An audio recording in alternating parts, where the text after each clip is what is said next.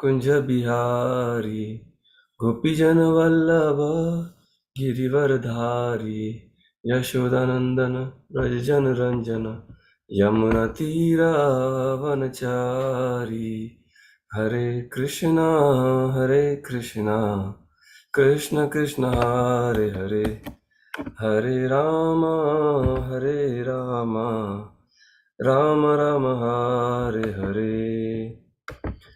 Om Namo Bhagavate Vasudevaya. Om Namo Bhagavate Vasudevaya. Om Namo Bhagavate Vasudevaya.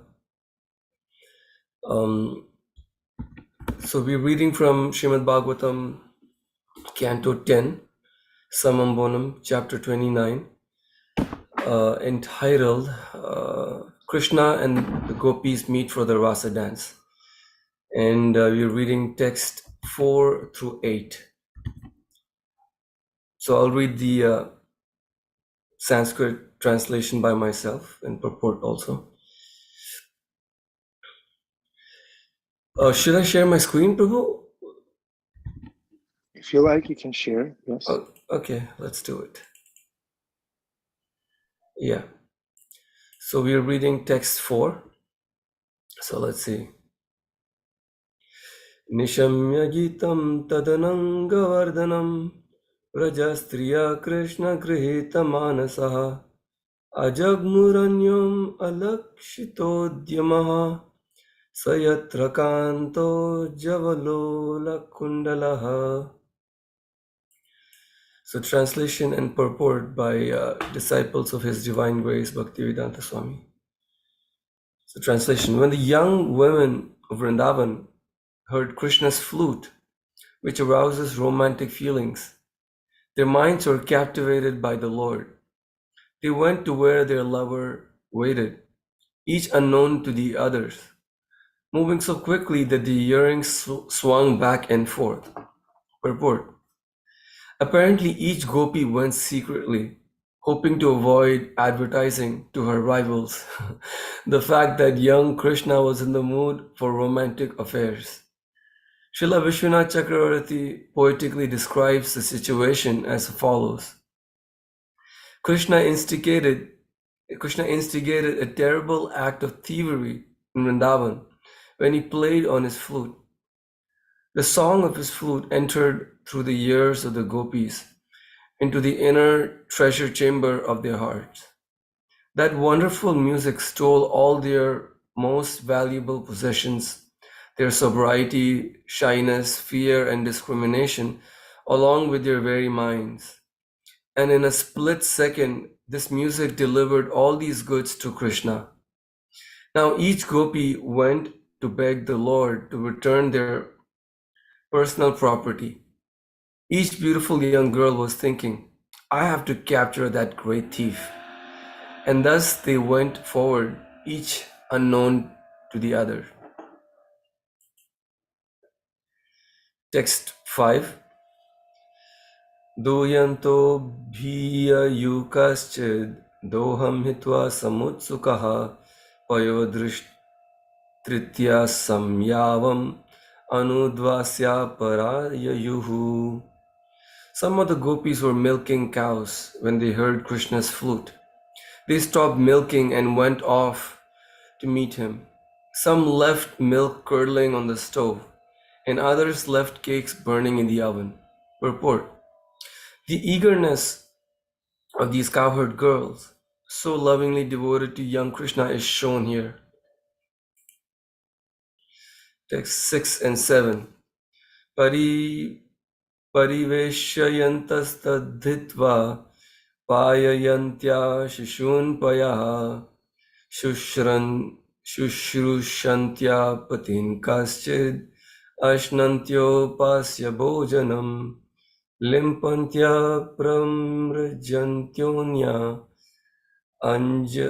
anjantya kascha lochane Vyatyasya Vyatyasta Vastrabharana Kasyat Krishnantikam Yayuhu. Translation: some of them were getting dressed feeding milk to their infants, or rendering personal service to their husbands. But they all gave up these duties and went to meet Krishna. Other gopis were taking their evening meals, washing themselves, putting on cosmetics, or applying kajal to their eyes. But all the gopis stopped these activities at once, and though their clothes and ornaments were in complete disarray, rushed off to Krishna. Text 8. Ta Tavaryamana patpatibihi pitrabhibrata bandhubihi govindapahritatmano nanyavartantamohitaha. Their husbands, fathers, brothers, and other relatives tried to stop them, but Krishna had already stolen their hearts. Enchanted by the sound of his flute, they refused to turn back. Purport. Some of the young gopis were married, and their husbands tried to stop them. The unmarried girls had to deal with their fathers and brothers and other relatives. But none of these relatives would have ordinarily allowed even the young girls' dead bodies to go alone into the forest at night. But Lord Krishna had already engaged his internal potency, and thus the entire romantic episode unfolded without interference. Om Namo Bhagavate Vasudevaya. Oh, rather I meant to Om Jnanatimindasya Jnananjana Shalakaya Chakshurunmilitam Yena Tasmai Shri Guruve Namaha. Thank you again for having me at this Bhagavatam class. Today is Vyasa Purnima. We're discussing about Rasa Purnima, the night where Krishna had the Rasa dance. But today is also a Purnima, a full moon, rather last night or / this morning. It's Vyasa Purnima, the full moon, or Guru Purnima. So today marks the third disappearance anniversary of His Holiness Bhakti Charu Swami.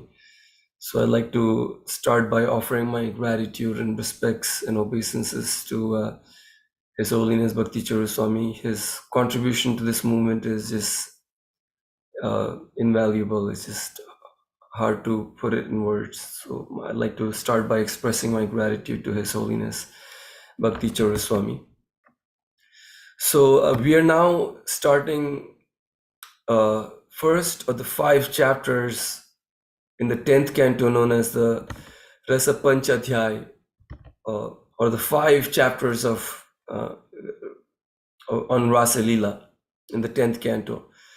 So the acharyas compare these Rasa Panchadhyay to like the 5 life airs. As we know, our body has these 5 life airs, Samana, Upana, Udana, Vayana, and so on. There's these different life airs that sustain our life. So for pure devotees, it's these 5 chapters that sustain their whole life, meditating on Krishna and the pure devotion of the gopis and the loving affair between the two. So let's take a look at all the events that took place before, events that took place leading up to the Rasa dance or the Rasa Panchadhyay. So as we know, before this was the Govardhan Leela. So we went, I think there was 4 chapters on Govardhan Leela. So Krishna spoke the Govardhan pastime on Amavasya day of the month of Kartik. He spoke the Karma Mimamsa philosophy on Amavasya, the no moon night basically of the month of Kartik, the Karma Mimamsa philosophy. And then the next day is the first month of the lunar calendar. After Krishna convinced all the residents of Vrindavan to give up worship of Indra and worship Govardhan instead, the first day of the lunar calendar was the Govardhan worship itself, where all the residents are worshipping Govardhan. And then the next day of the lunar calendar, our acharyas explained, was Bratra Dvitiya, which is basically, there was a feast honored on the banks of Yamuna. There's a festival where sisters honor their brothers. Now, at this point, Indra is highly incensed and furious that his worship was given to Govardhan.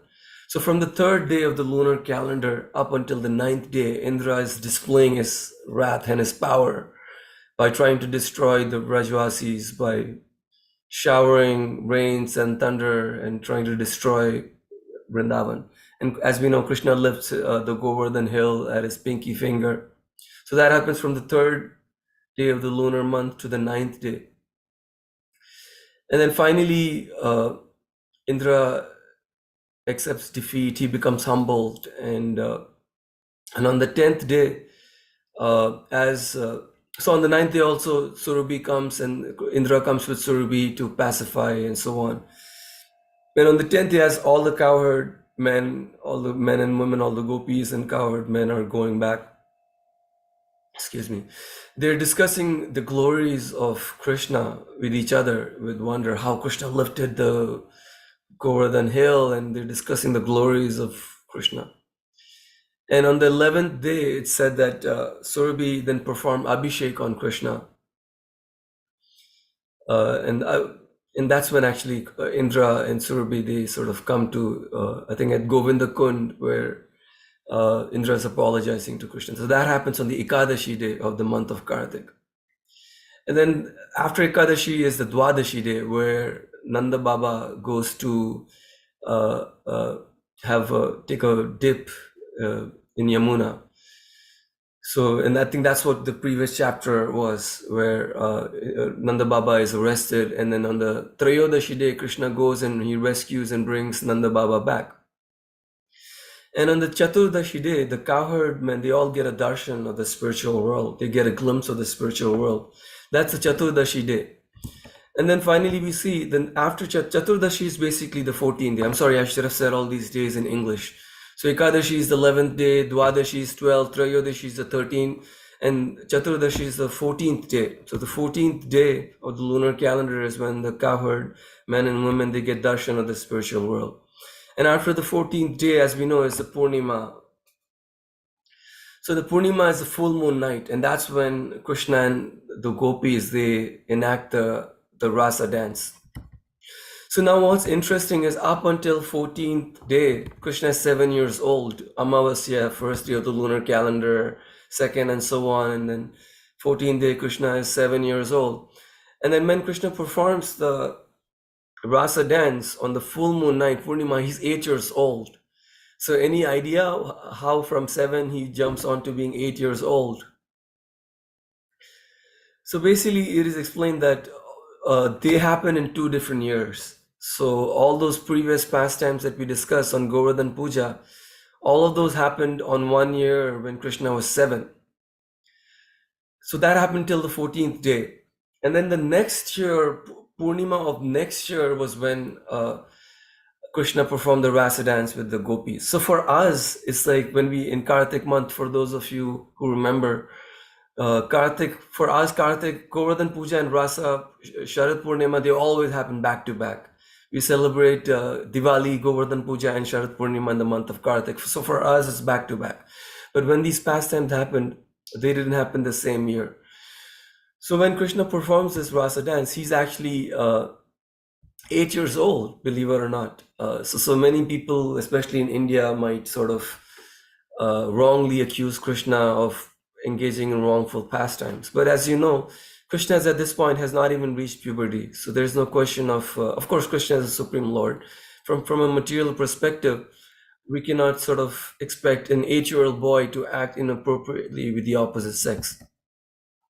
And furthermore, what's even more interesting is some of these gopis, some of them were unmarried and of Krishna's age, and some of them were married.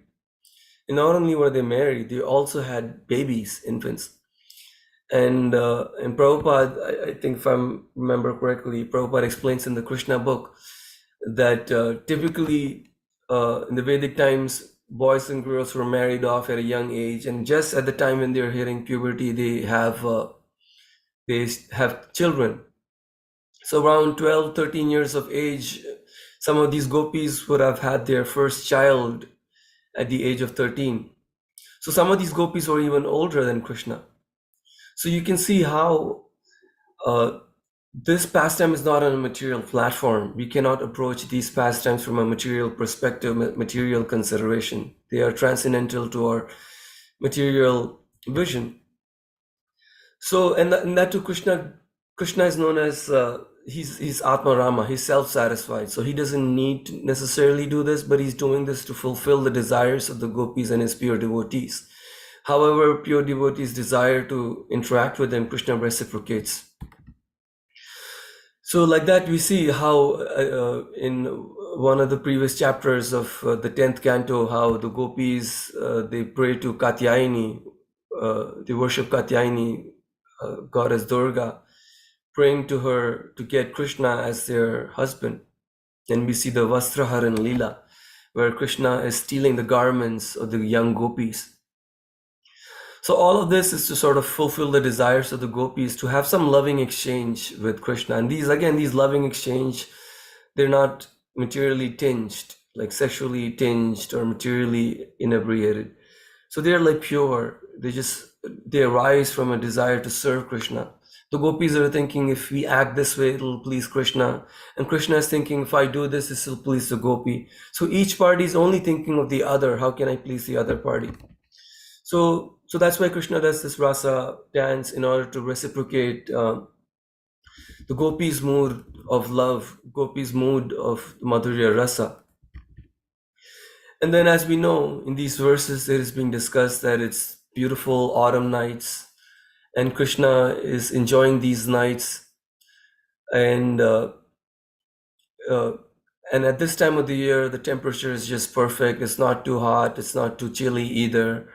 And especially when it's full moon night, it's perfectly suited for the Madhurya rasa. All of these rasas, there's 4 main rasas. There's 5 rasas, but some acharyas consider 4 to be the main ones.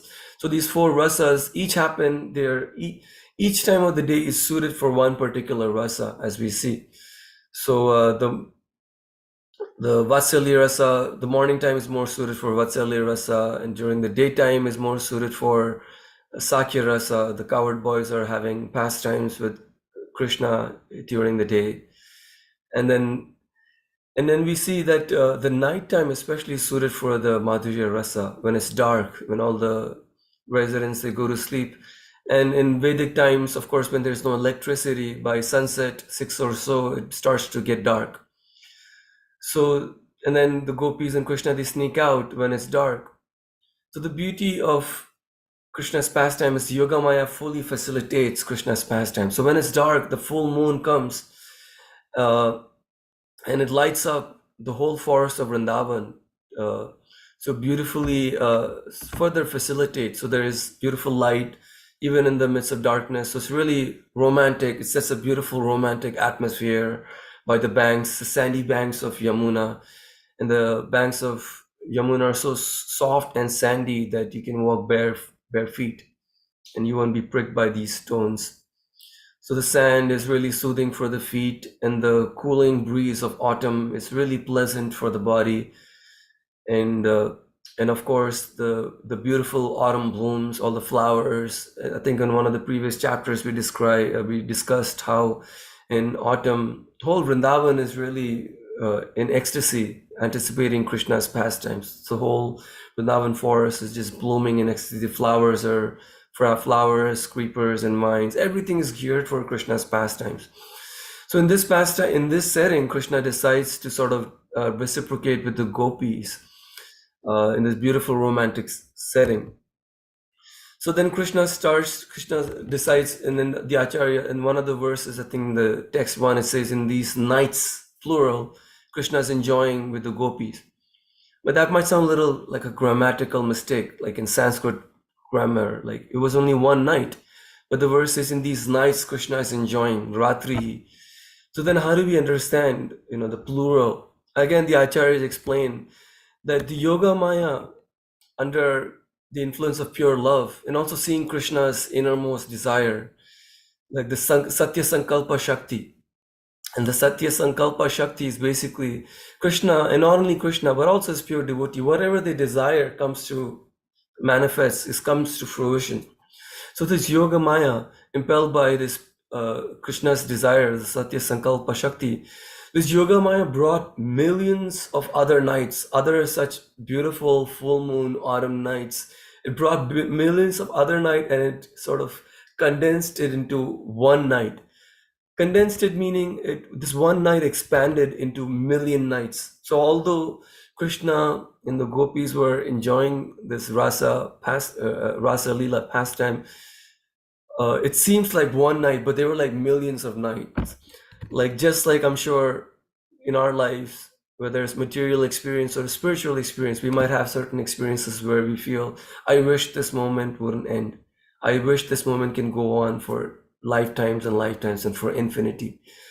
So like that, to fulfill the desires of the gopis to the topmost, to the fullest extent, Yoga Maya completely expands one night to make it like millions of night into one. So this one night was a 4 prahara or 12-hour period. And I was trying to calculate how is this 12-hour. So as per my sort of amateurish calculation, I was thinking maybe 6 p.m.-ish when it starts getting dark. So that's when probably it's sun sets and it's dark. And then from 6 to maybe 6 a.m. So my guess is 12 hours is basically from 6 p.m. to 6 a.m. the next morning. So though that night of Purnima, Sharad Purnima, although it's just 12 hours, it was actually millions of nights. And it said that this is one nighttime of Brahma. In one of the upcoming verses in chapter 33 text, one of the texts, it's explained that this Sharad Purnima became the night of the length of Sharad Purnima became the night of Brahma's night, one of Brahma's night. So that's how long Rasa dance was, like millions and millions of years, basically. So as we were discussing that, so to fully facilitate this pastime, Yoga Maya then further sort of creates a beautiful appropriate conditions, and it's described that all the Malika flowers, which is jasmine typically doesn't bloom at this time of the year, but then to facilitate Krishna's pastime, all the jasmine flowers are blooming, and at nighttime lotus sort of doesn't sort of bloom at night. Lotus sort of closes. So but then lotus is also seeing the moon. The lotus is also sort of opens up. So it's beautiful lotuses and beautiful fragrance of the jasmine. Everything is further sort of trying to facilitate this romantic setting. And the moon at that time sort of when Krishna is there by the banks of Yamuna at Vamshivata. And so the spot where Krishna is there, Krishna is really expertly and mischiefully, he leaves his home, he makes his way towards the Vamshivata, and he's sitting by the banks of Yamuna and seeing and Krishna starts playing his flute, and at that time the moon is also rising beautifully. And there are such beautiful descriptions giving that when the moon is rising, the western skies, which is like beginning to get dark, it's described like a lover eagerly pining for her beloved, or a wife who's eagerly yearning for her husband to return back from his day. So just as this wife or lover is eagerly waiting for her husband or lover, the western skies, they're eagerly waiting, and then that's when the moon beautifully sort of rises, and there's like a reddish hue to the sky. And the acharyas explain, just like the husband in Vedic times, the sign of a married woman is she wears kumkum along. Her hair are partitioned in the middle, and the husband sort of puts a kumkum, which is vermilion, like a reddish powder, and that's a sign of a married woman, a chaste married woman. So the husband, like that, but just like a husband comes and puts the vermilion and decorates her wife beautifully, like that the moon is decorating the western skies, and it's like a reddish hue. And at that point Krishna starts playing his flute, and you can only imagine how beautiful that flute must be when Krishna starts playing the flute, and it literally drives all the inhabitants crazy. And the magic of this flute is You can hear this flute all of Vraja, all of Vrindavan. Although he's playing by the banks of Yamuna, you can hear this flute all over Vrindavan. So all the residents, they go crazy, they go nuts. It is said that all the moving things, they stop moving. Like all the cows are, when the cows are sucking, they're drinking milk from the mother cow. The udder is in the mouth of the calf, and halfway they just stop drinking. In that pose, they just stop. They freeze. So all the moving things, they become immovable, and all those things that are immovable like rocks, they start moving. They start melting in this ecstasy. So the sound of Krishna's flute is just drives all inhabitants absolutely crazy. And it is said that Krishna's flute has 8 holes. All the pujaris, I can see behind Adi Purusha Prabhu, there is a pujari room. So there's any backup pujari or any pujari, they can quickly open one of the drawers and check Krishna's flute to see how many holes it has. But it's said that Krishna's flute has 8 holes. But all of these 8 holes, they produce beautiful pitches, beautiful sounds in combination. Each hole has a specific potency. Each hole has a specific, they're showing Krishna's, thank you. So they're displaying Krishna's flute for those of you on Zoom audience, they can see. So each of these 8 holes, they produce beautiful pitches. But then of all of these 8 holes, one hole, which is the 5th hole, which produces the 5th pitch, is specifically reserved for the gopis. So that's the 5th note. So that's why in some of the commentaries or the verses you might see Krishna playing the 5th note for the gopis. And so what does that mean? He reserves this particular note, this particular transcendental sound vibration, which has a potency to evoke a certain rasa, certain mood. So he uses this note specifically to evoke that Madhurya rasa. He doesn't play this note for those who are not in Madhurya rasa. So like that, Krishna plays his flute beautifully. And it is said that when Krishna played this 5th note, he actually uttered the Kama Bija. Or for those of you who know, who are second initiated, you receive these Gayatri mantras. There's 10 of them. There's Brahma Gayatri, there is Guru Gayatri, Gaura Gayatri, there is Gopal Gayatri, and the last one is the Kama Gayatri. So each of these Gayatri mantras, they start with a bija. Bija means a seed. And that's the seed that activates that Gayatri mantra. So each of these Gayatri mantra starts with a seed mantra, which is known as the bija mantra. So the Kama Gayatri starts with the Kama bija, the seed mantra. And so the seed mantra is Klim. So I'm not supposed to repeat the rest of the mantra because it's a highly confidential, highly esoteric and confidential mantra, which a guru only says to his disciple or her disciple, but only in the ear, basically. It's not supposed to be said out loud. But I can say the bija mantra is the Klim. So by playing this flute, Krishna is uttering the bija mantra, and also in this way, he's also singing the Kama Gayatri mantra. And through this flute song, he's actually playing through the flute, he's vibrating the Kama Bija, Kama Gayatri mantra. And this is the original mantra of Cupid. You know, we say Kama Dev, right? Or Kama, which is, Kama literally means like, Kama Dev is like Cupid. In our modern lingo, we say Cupid. So this original mantra, this Kama Gayatri, has this mysterious power to attract and enchant the minds of all the gopis of Vrindavan and all those devotees who are in Madhurya Rasa. So this Kama Gayatri is highly esoteric and mysterious mantra. When chanted in a really right mood, when chanted in a proper disposition with full faith, this has the power and potency to evoke the Madhurya Rasa. For those devotees who are in Madhurya Rasa with Krishna, the conjugal Rasa with Krishna, when chanted properly, this Rasa, this Gayatri mantra has the power of invoking, fully manifesting the Madhurya Rasa. It is said that actually when Lord Brahma was born on lotus flower, Lord Brahma is known as Padmaja. Padma is lotus flower, and Ja means to be born. So Padma Ja, he was born in a lotus flower. So when Lord Brahma was first born, it is said that he first heard the Gopal Gayatri.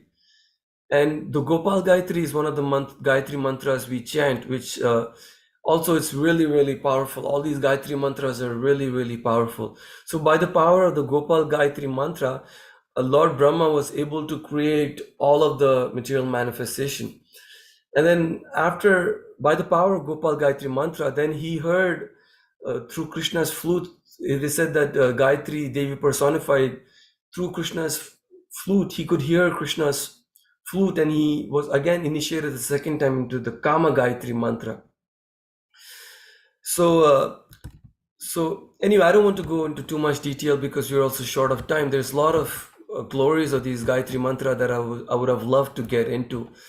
So, but one quick point I want to add is, by hearing this Kama Gayatri mantra, Brahma realized his own Swarupa. It's mentioned in Brahma's Samhita. He realized his Swarupa is in the Madhurya pastime, conjugal Madhurya rasa. So this all these Gayatri mantras are really, really powerful. So anyway, I don't want to go in too much detail. I had a lot of thoughts, but I want to wrap up this conversation by saying this Gayatri mantras are so powerful that they can overcome all obstacles. So that's why the first Gopal Gayatri mantra is basically empowers us in this Kama Gayatri mantra. These mantras, basically the first function is they make us run toward, they get us really attracted to Krishna, and they make us run towards Krishna. And the second benefit of these mantras, Gayatri mantras, is by the power of this Gayatri mantra, we can actually see the spiritual world being manifest in our heart. Just like a power, like a projector, when you project something on a wall, you can see it. Like that, the whole spiritual world is projected in our heart. So through our hearts, we can see the whole spiritual world manifest. Like it is said, Premanjanit Churita Bhakti Vilochanina, Santa Sadaiva Hrideshu Vilokayanti, Yam Shamasundaram Achinta Swarupam Govindamadi Purusham Tamaham Bhajami. So those whose eyes are Premanjana Churita, they're decorated with salve of love, they can see this whole spiritual world manifest. You can literally see with your eyes the whole spiritual world manifesting in your heart. That's how Brahma saw. Lord Brahma, he saw the whole spiritual world manifesting before his eyes. And when I say the spiritual world, there is Goloka Vrindavan and there is Brahma Vrindavan. Brahma Vrindavan is that Vrindavan which has manifested from the spiritual worlds into our material world. That is Brahma Vrindavan. So Brahma didn't see that Brahma Vrindavan. He saw the spiritual Vrindavan. And when he saw the spiritual Vrindavan, he was blown away. He said that Shriya Kanta Kanta Parama Purusho Katha Ganam Natyam Gamanam Pi Vamshi Priya Saki. He said that every step is a dance and every word is a song. Katha Ganam Natyam Gamanam Pi Vamshi Priya Saki. So Katha Ganam Natyam. Katha, every word is a song and every step is a dance. He was like blown away by seeing the spiritual world. This is amazing. There is love. There is every second the devotees, the residents of Vrindavan are completely overcome with divine love of Godhead. And they're like swaying constantly. And like we were discussing, all the immovable objects are moving in this love. All the hearts are melting. All the stone-like hearts are melting. And everything that moves are like stunned in ecstasy. All the moving objects are stunned in divine love. They are unable to move when they hear Krishna speak. And Rupa Goswami really beautifully and sarcastically, he says that if you want to enjoy this material world, if you want to enjoy all the trappings of this material world, your fame, your position, your prestige, please don't go to the banks of Yamuna, Vamshivata, where this Krishna is playing his flute by the banks. Because when you hear that, you'll completely go crazy and you'll give up everything, all material possessions you have, and you'll completely go running. So this gopis, and I promise, and I'll wrap up in a minute.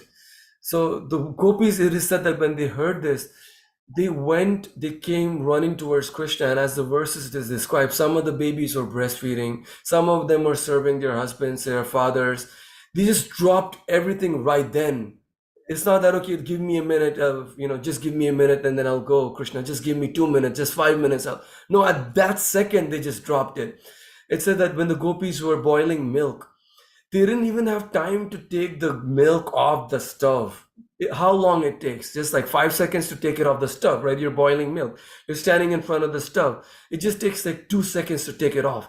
They didn't even have time for like 1 microsecond, and they just ran. And the acharyas described that it's not that they ran, but they're walking as if they're like bewildered, like in trance. Just like sometimes when our sleep, you do sleepwalking, right? You walk in your sleep and your eyes are closed and walking. So all the gopis were like, they were walking in trance, and all the husbands and brothers and sons, the sons were infants, but all the husbands and brothers, they were trying to stop them. But they couldn't even hear. They were like in trance. They were like literally walking like as like robots. They were just helplessly drawn towards Krishna. And it is said that seeing the predicament of the gopis, their family, they're putting obstacles. Then the Yogamaya then manifests material bodies. So at that point, the material bodies manifested and they stayed back. And the gopis in their original spiritual bodies, they continued going towards Krishna. And they enjoyed the pastimes, the rasa dance. And all the material gopis in their the bodies, they stayed back. So I want to leave this is the final point. So I want to leave this discussion with this, that the gopis had a lot of obstacles. They had so much obstacles. They had risked so much, because in the Vedic times, giving up chastity for the gopis, the chastity was the most important thing. If you lose your chastity, you've lost everything. You've lost your honor. Your families can disown you. Your character is tainted for the rest of your life. So for a woman, a respectable, honorable woman, losing her chastity is worse than giving up your life. You'd rather die than just give up your chastity. But for Krishna, they were ready to do all of that. So they risked all of this by hearing the flute of Krishna, which is the Gayatri. So I want to leave this with this one conclusion, that all of us, we may not be at that level, but all of us still do have obstacles in our spiritual life. But then these obstacles can be overcome when we hear these mantras, these Hare Krishna mantra and the Gayatri mantras. These mantras are so powerful. When you hear this mantra with full faith, with full attention, and with due diligence, you hear this mantra on a daily basis. This mantra has such power. You can overcome all obstacles and go running towards Krishna, just like the gopis did in complete trance, not seeing the appropriateness or completely disregarding and rejecting whether it's appropriate. And this is the conclusion of Bhagavad Gita. Sarva dharman parityaja, mamekam sharanam raja. And Ayendra Prabhu says, Sharanam Raja, take shelter. Mamekam Sharanam Raja. So just abandon all your duties like the gopis did and just take shelter of me. Aham Tvam Sarva Papibhyo. I will deliver. Gopis were not worried, what if my families will reject me? I will deliver you. Ma Suchaha, do not worry. And Prabhupada translates Ma Suchaha in the purport saying, do not fear, do not worry, do not hesitate. He says three things. Do not worry, Ma Suchaha. It is Krishna's guarantee. Kaunteha Pratijani Name Bhakta Panashyati. Oh Arjuna, declare it boldly. My devotee will never perish. This is my promise. So with this, I'd like to, I would have loved to go on, but I also want to be considerate of other devotees. So with this, I'd like to sort of open the floor to see if any devotees want to add something, any comments, realizations, questions. So yes, thank you again for this Bhagavatam. So any devotees would like to share some thoughts? Thank you, Godruma Prabhu. See, Krishna ended the Bhagavad Gita with that verse, and Godruma Prabhu has ended his class with that verse. That's what it means. That's what it looks like to follow in the footsteps of Krishna. Okay, dear devotees, what are your takeaways? This class was so rich with rasa. What platform are you on, Godruma Prabhu? I am sitting comfortably at my home today. I couldn't come to Bhakti Center, but yeah, I'm sitting really comfortably here. Okay, you're on your home platform. Okay. Yes. Okay. What's that rug behind you? It looks very devotional. Yeah, it's some tapestry, and I also have my bookshelf. So, yeah. You look bona fide and legit with all those books back in the room. I know how to put a good show. Yeah. So any devotees with your please, I would like to hear some wonderful words of wisdom. We have I should have started by offering my full obeisances to His Grace Adi Purusha Prabhu. We have a lot of senior devotees here headed by our Adi Purusha Prabhu. My humble obeisances to you. I'm sorry I should have Do you started. see Amrita Kishori behind Adi? Adi, move your camera. Amrita Kishori is backing up. Yeah, there she is. Hare Krishna. Champak, Ekeshwar Prabhu. Exalted devotees, they're always serving Radha Murlidhar. Yeah. Look at their bright faces.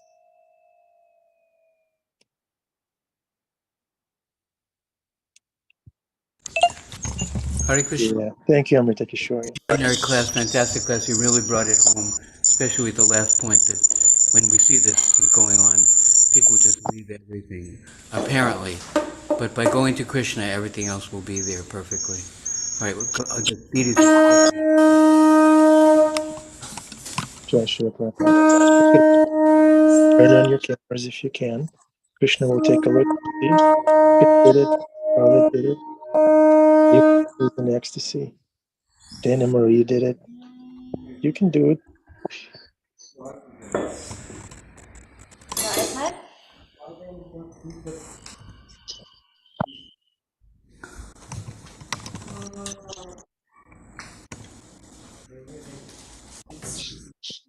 I don't know why they're removing first of all. If they're removing, why keep putting it back?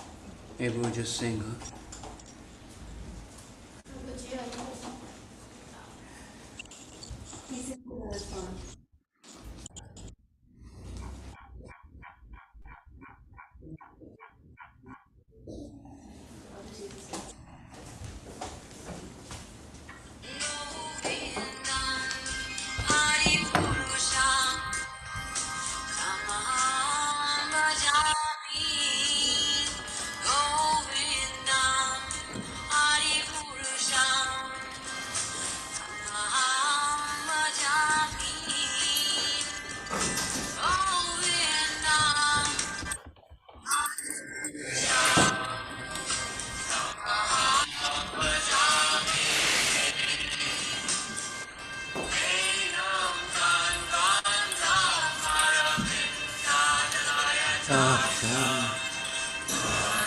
Kamsam, Ekam, Uras,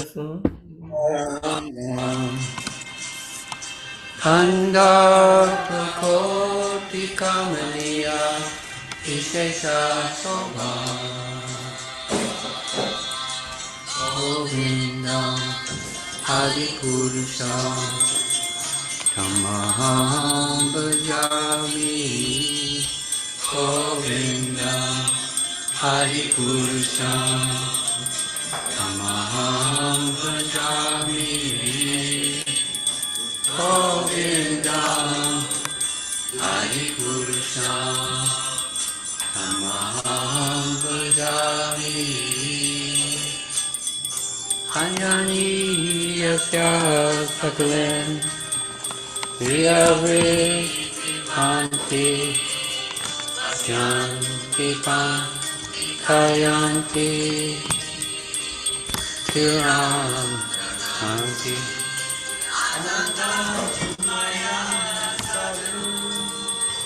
Bala Ibrahasya Govinda, Purusham, Tamaham Sami, Govinda, Purusham, Tamaham Sami, Govinda,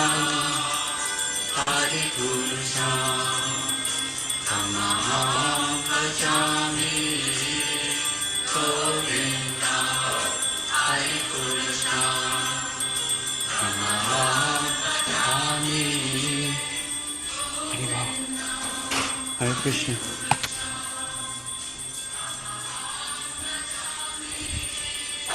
I think I just saw Lord Chaitanya in the temple room. Did you see that tall devotee?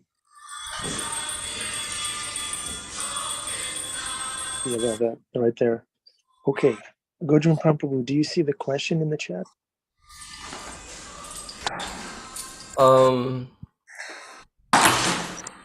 You mean I From see? Yes, Dana Marie.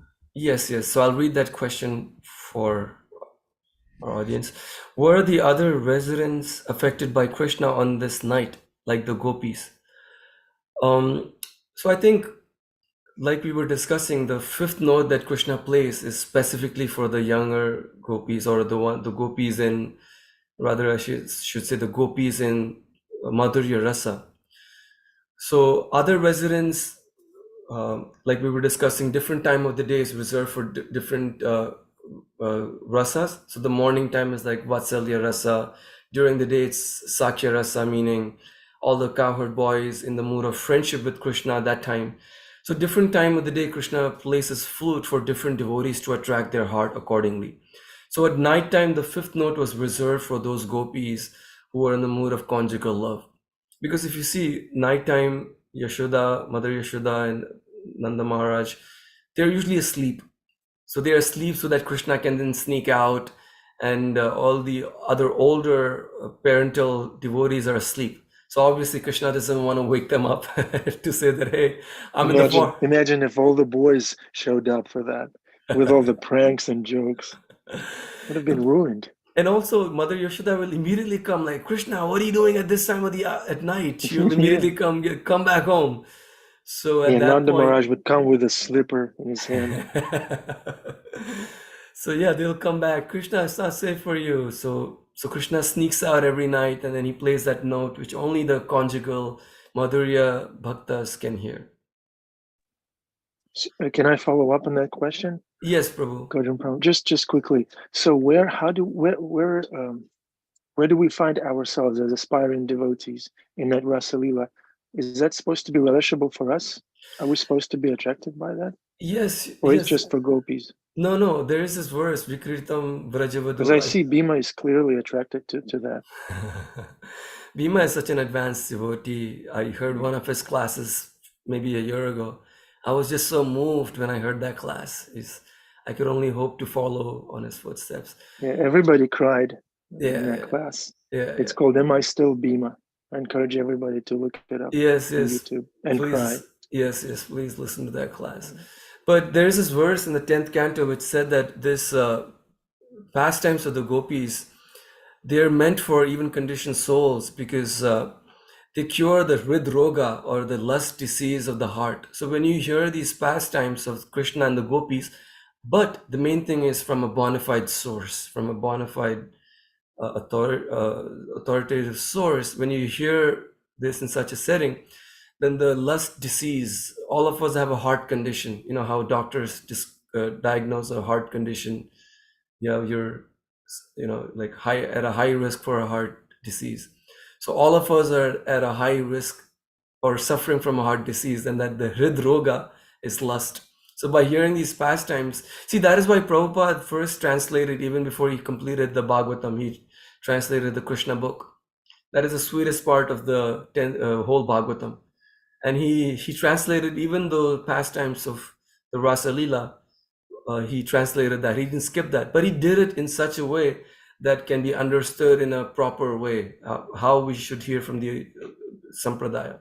So yes, Prabhu, my understanding is one should not neglect hearing these pastimes, yes, but also one should not prematurely jump into it. In the introduction, either the introduction or preface to Srimad Bhagavatam, Prabhupada specifically writes that this Bhagavatam is meant to be read in a sequential way. One should not directly jump to a specific canto. One should go through all of the cantos in a sequence, and then when we come, and somewhere it mentions by the 9th canto, one should have been done with lust. So when you reach the 10th canto, at least sufficiently purified. So when you hear these pastimes, you get sufficiently purified, and when you reach the 10th canto, so yes, Prabhu, my understanding is one should not shy away from reading these pastimes, but one should read it in a methodical way, in a proper way, bona fide way. Thank you, Godruma Prabhu. Yes, Srila Prabhupada has given it to us. We should go for it. And don't skip the purports. Mhm. All right. Venetia. Can you hear me okay? Yes. Yes. Okay, thank you. Thank you so much for this class.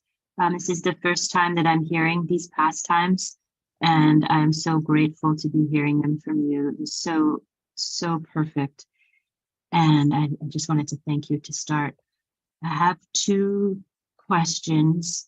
One is, you mentioned the Gayatri mantras, in particular the Kama Gayatri mantra, and you were saying that they are confidential and they should be heard. You know, I know they're heard on the second initiation.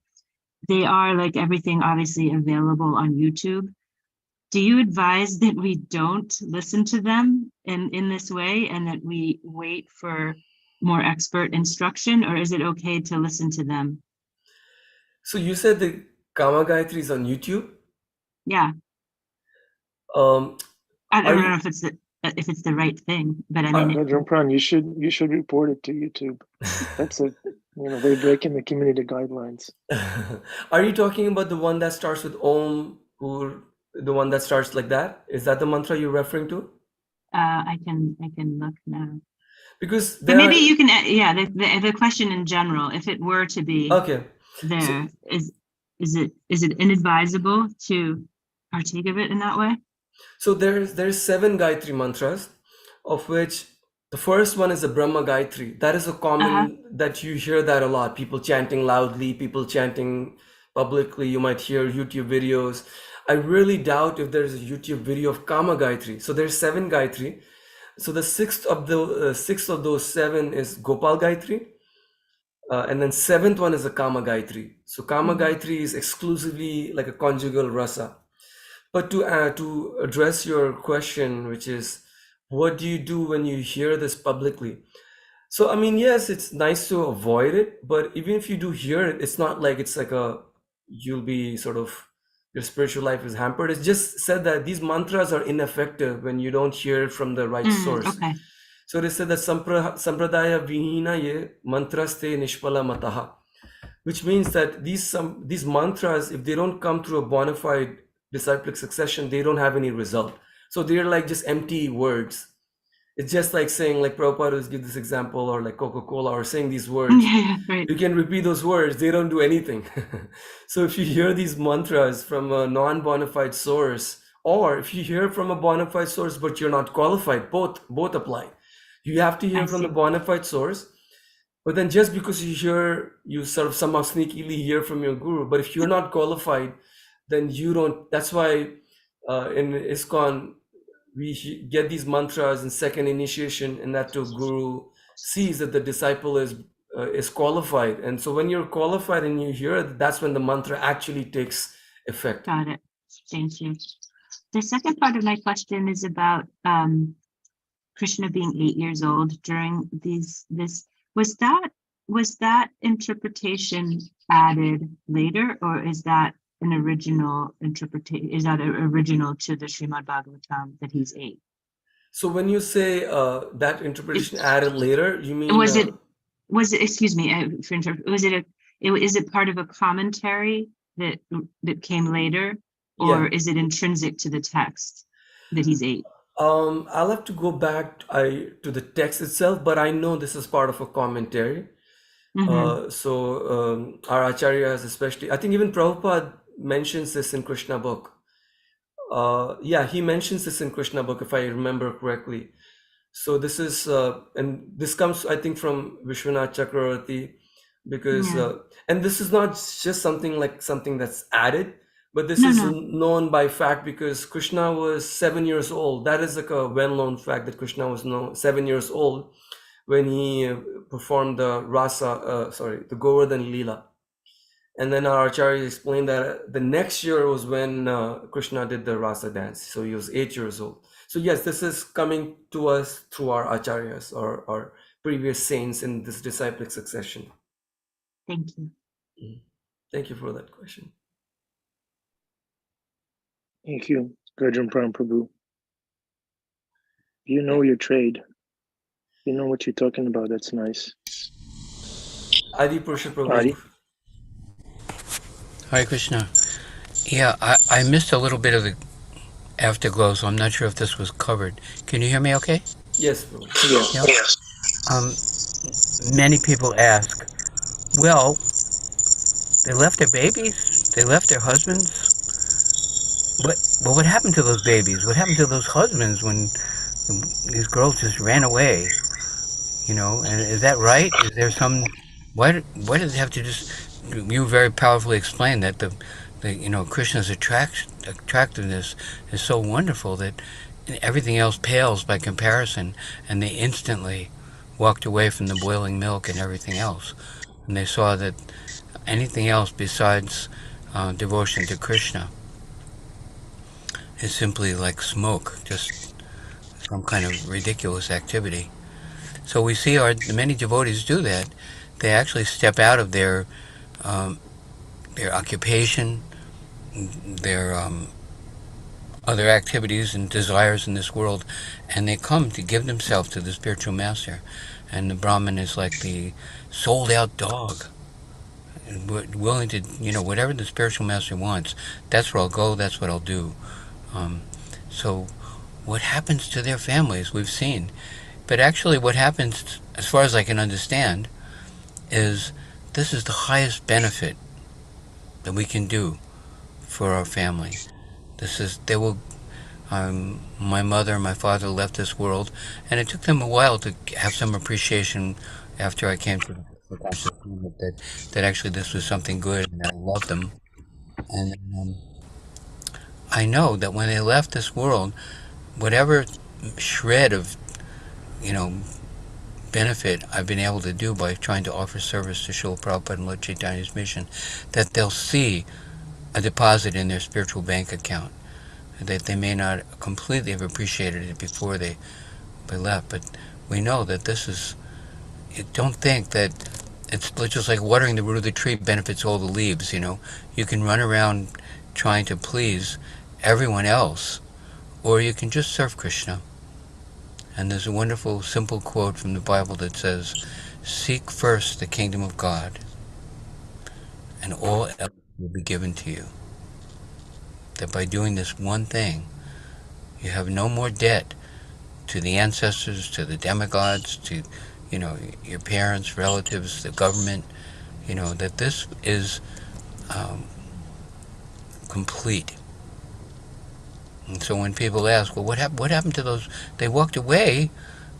They didn't walk away. They found a better way to benefit them than just rubbing their bodies. Anyway, that's a question and an answer, but maybe you want to elaborate. Oh, glory to Srila Prabhupada. Thank you, Prabhu. That was so beautiful. I have no qualification to elaborate on what you said. It was beautiful. Thank you, Prabhu. Just repeating Thank you, Prabhupada. Adipusha Prabhu. This is the proper Monday morning affirmation. You have no debt. Just keep serving. Stop rubbing everyone's body. Serve the Guru. Do what the Guru says. Yeah, nice. Bhima Prabhu. Haribol, Hare wonderful Krishna. class, of course, and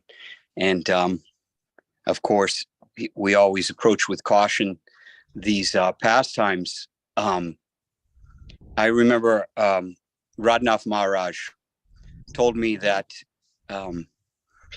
if we find ourselves waking up in the morning and reaching for our japa beads and Krishna's name, and the time that we spend in solitude, in contemplation upon Krishna, as if it was feeling like you had a boyfriend or girlfriend or husband and wife who you dearly loved, sharing the morning with them.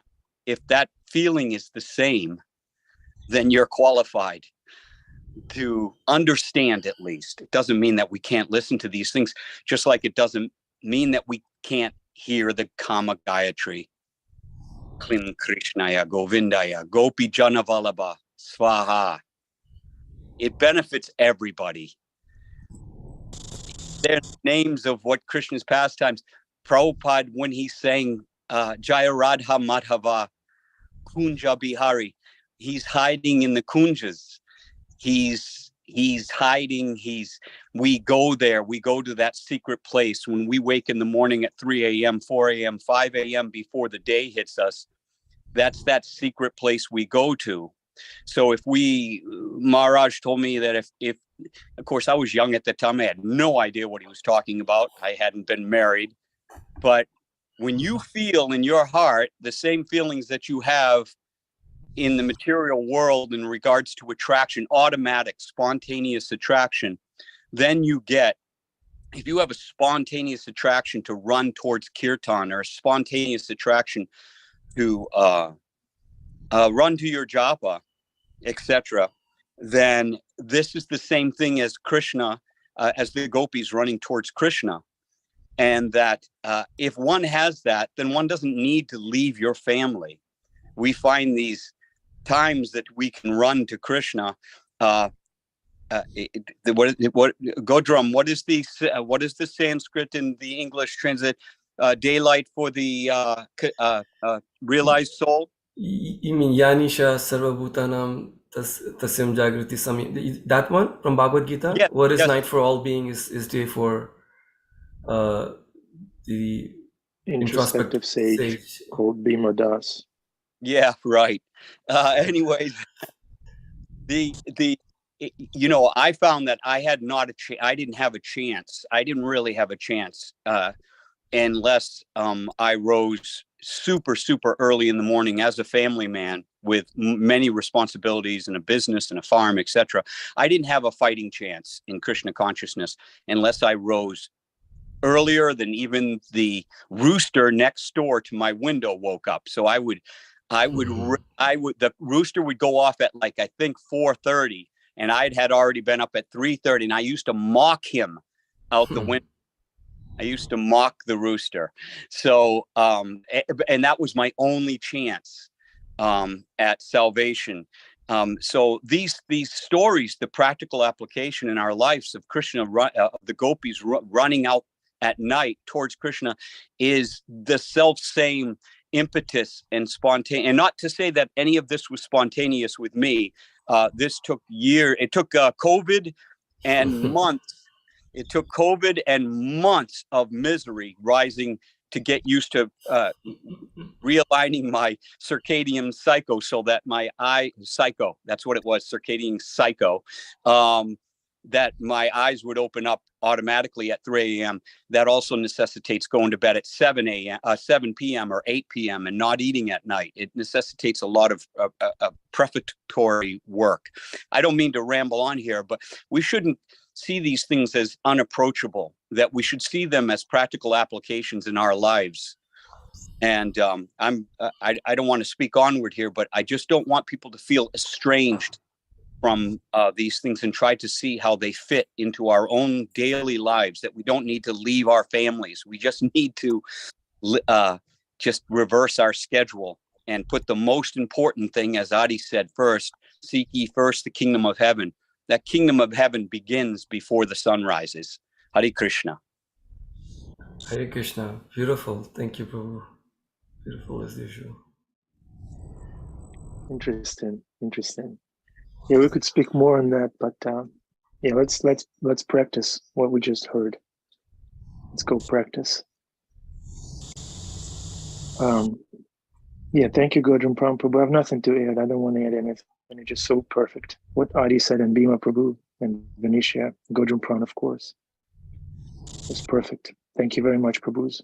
See you again tomorrow. This is a very, very exciting chapter, and then chapter after it, it's the best, the cream of the crop. And we have purports, we have the community, we have a lot of nice speakers lining up for the upcoming month.